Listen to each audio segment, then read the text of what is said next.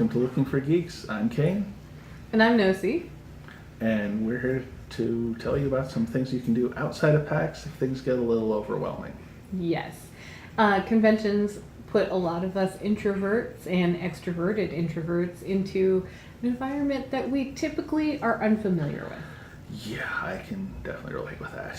Yeah, the first time we went to PAX, there were only 20,000 people, and it has been getting bigger every year. I heard last year was 75,000. That sounds right. Don't know if that's the real number, but it sounds pretty accurate because it's crazy. Yeah, it sounds accurate, especially with the spread of days, because not everybody goes all 4 days. That's very true. We're just crazy.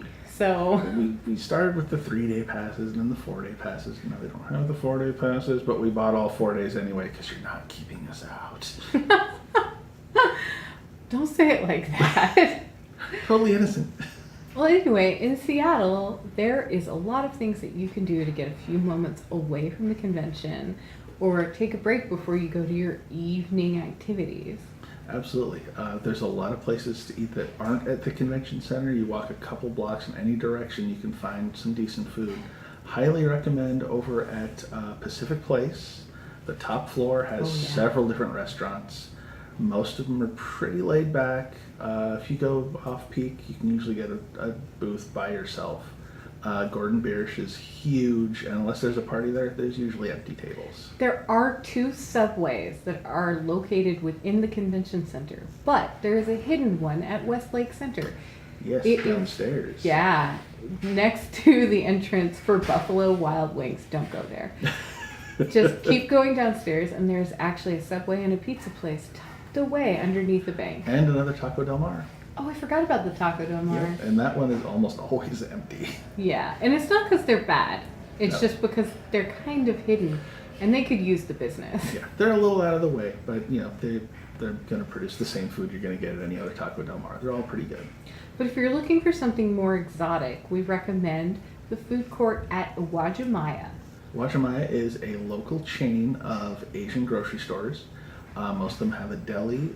The big one downtown in the International District has a full food court. There's almost a dozen different restaurants in there? Yeah, and then there's more situated around the place if you don't find something that you're interested in. Yeah, lots of Chinese restaurants. There's a ramen place and a hot barbecue. Two hot pot, yeah. Yeah. And Oasis, the best bubble tea in Seattle. I love Oasis. I know they're a chain, but they're actually a franchise, so each one is individually owned and kind of has their own flavor, but I've never gone to a bad Oasis. But the one in the International District is always consistently good. Yeah, and if you do wind up in the University District, the one in the University District is owned by the nicest family, and we freaking love them. Yeah, absolutely. But back to Uwajimaya. So how you get to Uwajimaya?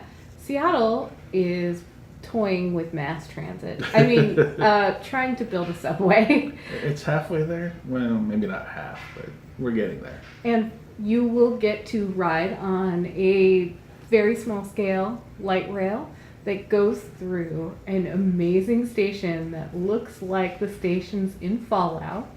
Or BioShock. Yeah. Well, they actually modeled that one after. Oh, that's right. Yeah, the stations in Bethesda. That's a good point. And you go 4 stops on the light rail, and you're out of Uwajimaya. And that's going to be the International District stop. So it's pretty easy to spot. It's also the first one outside of the tunnel proper. You're still kind of underground, but you can see sky from down there. And while you're there, if you still need a little time away after you eat, there is a model shop that sells an amazing collection of Gundams. International Hobby Toys. It's right down the block across the street. Through the gate. There's this giant dragon gate. You can't miss it. Yeah, it's just down the block from there. So once you find the gate, you can find International Hobby Toys. And then catty corner from that is the original Pink Gorilla store. Which they're going to be at PAX, so you're probably not going to want to stop in there. I'm not even sure they're open during PAX. Oh, they are. Are they? They are open. It's pretty stripped down then. Well, they do have a lot of stock still in the stores. And if you do go, there is an Ingress player who works at the store. So if you're still playing Ingress, which you should be, because if you play Pokemon, you really have no excuse not to play Ingress at the same time. Fair. But Pink Girl is amazing. We've been going there for years. We love them. The booth they have at PAX, though, is amazing. It really is. And it's fuzzy, so you can hug it. Not too hard. Well, no, it's pretty sturdy. Okay. Well, I won't. I'm big. That's true. So if you get on the light rail and instead of going towards the International District, you take it one stop to the hill, you can find a variety of other restaurants of all different kinds. That'll be up on Broadway, Capitol Hill. And if you get off on the western side, I'm not sure what street that is. Is that Denny? It's Olive. Is it? Well, there's Yeah. the one next to Annapurna. Well, oh, well, that's Denny. Okay, Yeah. yes. So there's two ways out. One's going to be on one side of the street, one's on the other. The one's kind of north of the other. If you Either go- way, it's the same block. Yeah. But one of them comes out right next to a Nepalese restaurant called Annapurna. You'll smell it when you get near it. It's amazing. Yeah, they are family owned, and when we moved to Seattle, they were the first people to send us a Christmas card here 15 years ago. Yep. So they are good people, and they make amazing food, and they accommodate every single food allergy Yeah, they're in the wonderful. world. We had friends from Italy come in who couldn't have cilantro, and they went out of their way to make sure there was no cilantro in their food.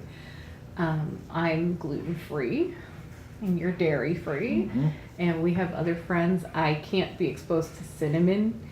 And, Which is difficult in Indian and Nepalese food. Yes. But they will take care of you. And they've always been really good to us.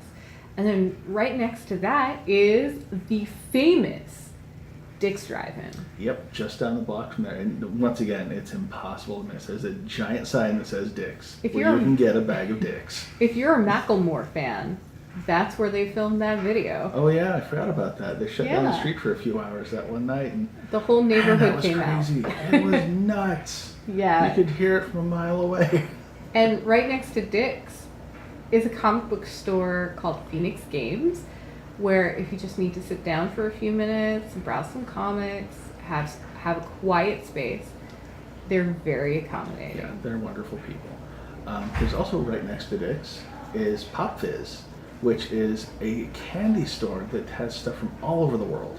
And soda. And soda. Wow, the soda selection is insane. When we do our Instagrams where we say, I swear I'm an adult, that's usually where we get our rare sodas. Yeah, it's a good place to get some weird stuff. And they have a stamp card that's universal throughout the chain. Yeah. So if you get a stamp card here, it will work in any Pop Rocket Fizz. Awesome. Yeah. And then we also have one of our favorite shops on Broadway in Seattle, Spin Cycle. Spin Cycle is amazing. If you're looking for retro games of any kind, small cartridges, ooh, they've always got some really amazing stuff in there. And, Retrons. Oh yeah, they carry the Retrons in there. They have right now they've got a really good selection of retro games. Like they have a brand new copy of Conker's Bad Fur Day in the plastic wrap. Yeah, it's and crazy. They always have more games behind the counter because they get a lot of loose GBA games and a lot of loose original Game Boy games, and so they keep them in cases for Nintendo NES games. And if you're a big music nerd, they have vinyl. They don't carry music in anything but vinyl and tape. Tape is a Yeah. thing here. Just roll with it. They own a recording studio that produces your album retroactively onto tape, Yeah. which is impressive.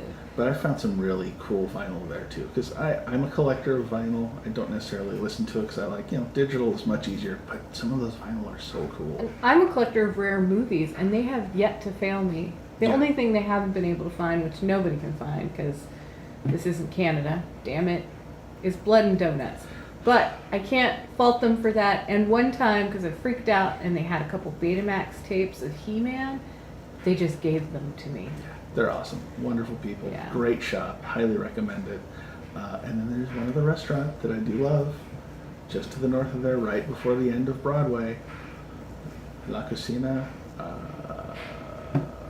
La Cocina Cantina. Yeah. What's the full name? I can't remember now. That is the name. Oh, La Cocina Cantina Santiago. That's the one. Yeah. But it's just the La Cocina on the big awning, and that's what I always remember. And they are amazing. Family owned as well. They're one of the oldest Mexican restaurants in Seattle. They're wonderful people. They've always treated us really well. And they've given us their secret recipes. Yeah. Because they know we go there anyway. Yeah. And they have a lunch buffet and a dinner buffet some nights. Yeah, and menu, it's totally worth it. They do brunch too. Oh man, their brunch. And so while you're on Broadway, if you actually follow Pike, or wait, where's Gamma Ray? Or sorry, Ray Gun Lounge. I think that's on Pike. Pretty sure that's on Pike. If you live in Seattle, you have no idea which one's Pike and which one's Pine. Pike goes up, Pine goes down. Which is on which? But there's the Ray Gun Lounge, which is a gaming lounge, bar, pinball lounge, and you can... You've got a lot of pinball now. You can check out games and get drunk with your friends until midnight on the weekends. Yep. They're really comfortable. They got lots of gaming space. Lots of different drinks, and they've got some food in there now. So yeah. Oh yeah, I forgot they added food. Yeah, it's it's a limited bar menu, but I go get there to get trashed. Yeah. It's a good place to go get a drink and play a game. Yeah, pinball. They have a lot of pinball. They got some good pinball. Mm-hmm. We have a pinball museum. Oh, we'll go to that in a minute. But right next to that, if you're there earlier in the day, there is one of the Seattle cat cafes. It's called a Neko Cafe. And all the cats are adoptable, so... Free-range kittens. Free-range kittens, yes. And they do special events, and you can learn embroidery in there. That's really cool. Impressed by them. That's really cool. I didn't know that. Yeah, they do classes on the weekends. How neat. And a short distance away, like 3 blocks, is a bookstore with cats called Twice Old Tales. That is really an amazing experience if you want to be in a cave of books. Yeah, it is. They are always just buried in books. There's so much variety there. If you're looking for it, chances are they've got something close. Yeah, and they've usually got specialty books if you go in there and you mention, oh, I'm here to find this thing about the Civil War or this thing about gardening. Jamie, who's the owner, is a wonderful encyclopedic person. And she will be like, oh, I've got this amazing book I just got in. She'll be able to tell you all about it. And it's kind of like Needful Things. I will attest to that. We rarely come out of there with nothing. Yes. And if we do come out of there with nothing, at least we got to pet the cats. Yes, they have wonderful cats too. They do have wonderful cats. Back to the district with the Wajimaya, I forgot to mention the Pinball Museum. That's right. That's 2 blocks over from the Wajimaya? Yes. Not far away. Probably just use your phone and Google it. Pull it up on the map because it's kind of in a weird spot, but it's pretty big. And they have you pay a flat fee to go in there, and then you can play all the games. So it's totally worth it. Yeah.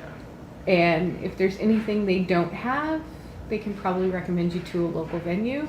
Although some of the pinball cabinets might be coming to PAX as well. Yeah, they do borrow games from local companies for the PAX Arcade. Yeah, so that's definitely a thing.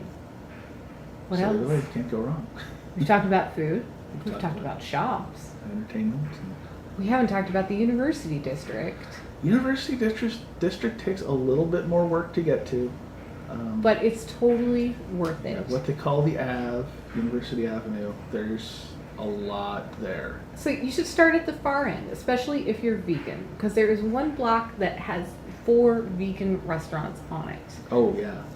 There's Wayward and Pizza Pie and... Oh, Wayward is actually in Wallingford. No, that's the other Wayward. There's 2 Waywards. There's a vegan restaurant and there's a coffee shop.